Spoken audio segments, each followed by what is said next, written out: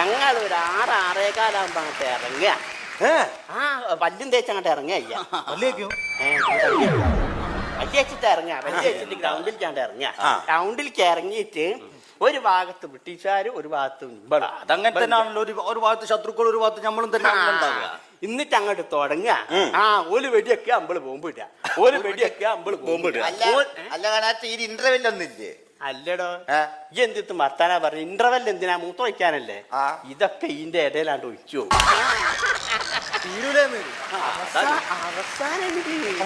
അവസാനം എന്ന് പറഞ്ഞാല് സന്ധ്യാസമയമാകുമ്പോ അതിന്റെ അവസാനം. സന്ധ്യാസമയത്ത് ഞങ്ങൾ ഇവിടുന്ന് ഒരാളങ്ങോട്ട് വിളിച്ചു ചോദിക്കുക. തിലകനാ ചോദിക്കുക. ഏത് തിലകൻ?